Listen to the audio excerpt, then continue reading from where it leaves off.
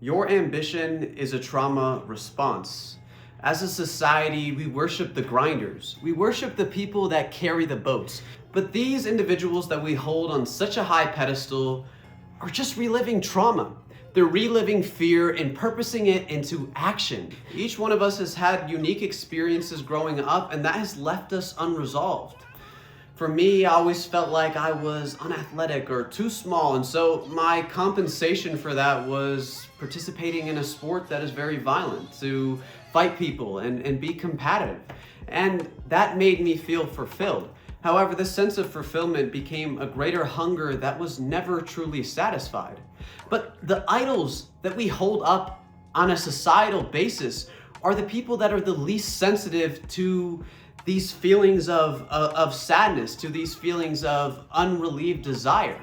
And why is Stoicism now considered strength? It doesn't make any sense because they're not actually experiencing and delving into the sides of their character that are producing these feelings of hunger. And it's only natural for us to feel this need to constantly fulfill. As we are just animals, when we were in the wild, we needed to hunt for our food. If we didn't kill an animal, then we would starve. But in a modern society, this has become productivity. It has become production. It has become this greater umbrella of capitalism that we all live inside. And this has led so many of us to never solving our trauma inside because it is seen as virtuous to be an achiever. But where do these sources of achievement come from? What are you trying to solve? This requires you to do a little bit of a backtrack to your childhood. What was the value system instilled in you by your parents? Was it to be strong? Was it to be beautiful? Was it to be rich and a high achiever? We've all seen these archetypes of kids in school that are strivers, that fight for something better. And I can't criticize people for wanting to improve their circumstances, but I've seen so many of my peers just adapt this endless grind set that they've given up friendships. Like one of my close friends, we used to hang out all the time, but now it feels like she has no time for anyone. And I can't blame her because she's about to graduate, but she's so occupied with this seemingly performative way of achievement that she's made no time for connecting with others.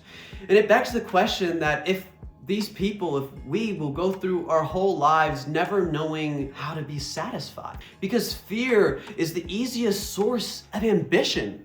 Because if I'm afraid, then I have this sense of adrenaline to wake me up in the morning. I have this sense of adrenaline to fight for the things that I want, to express myself. And I've loved to experience these emotions because it has allowed me to be more successful. But the greater that I actually leaned into these feelings, the more that I lost the sense of my true self, the more that I was just achieving a check box or a goal on a list as opposed to an internal sense of fulfillment.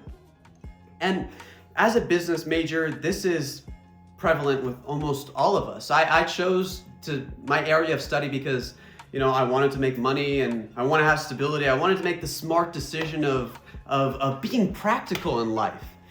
But in that sense, I lost a large degree of alignment with myself. My creative nature as someone who did theater for most of my life dissipated. The artistic nature and my artistic vision was no longer alive, but this fear of survival pushed those desires away. And this happens with almost all of us. We had ambitions as children, ambitions as kids. We had free will to become something better. But instead, this fear has assuaged us into this rectangular box, this squareness, this compartmentalized little figurine of our previous selves. And as a result, we keep thinking that if we just push and we push and we push ourselves into this box, then finally we will fit. But life doesn't work that way. There's no rule set for happiness. And instead, we're leaving this trauma unresolved. So I think instead of trying to achieve this numerical figure on a spreadsheet, instead of trying to achieve this goal, this resume, that we should be taking ourselves back into things like therapy. We should create connection with nature, connection with our peers that allows us to express ourselves, allows us to truly be seen by people that care about us. Because once you're truly seen by people, you begin to create a dialogue with yourself, and you carry these emotions and these feelings into your everyday life and the decisions that you make towards goal achievement. And for me, I realized that I had this very suppressed creative energy inside of me. And so having these video projects and writing scripts and hanging out with more artistic individuals made me realize that this child inside of me, this feeling to spread love and creativity throughout the world still existed. But it was suppressed, and it was suppressed by trauma, this fear, this collective fear of survival.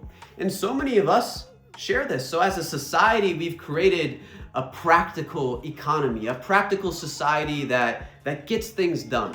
And I would never want to exclude that. I don't want to be just some dude fucking making paintings or videos and sitting on my ass all day. But I feel like there is this creativity that has ignited humanity for thousands of years that we are now beginning to lose. And even in things like science and engineering, we're no longer thinking outside of the box because outside of the box is this unknown, certain disaster.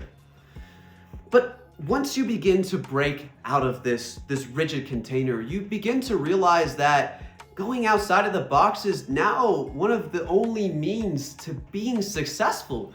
Because we became practical, and we all became practical together. And as a result, many of us are just doing the same thing. So it's like fucking trying to ram like a square peg in a round hole. It just doesn't make sense. So ask yourself, what is your true ambition? What made you happy as a child? What does that look like today? Is it sustainable? Can it come out in an artful activity? Can it come out in something creative? And this will slowly allow you to resolve that trauma, because on a day-to-day you will be working on knowing yourself better. So pick up that paintbrush, drive towards your ambitions, and allow yourself to be more colored, to accept what is on the inside that is now coming out.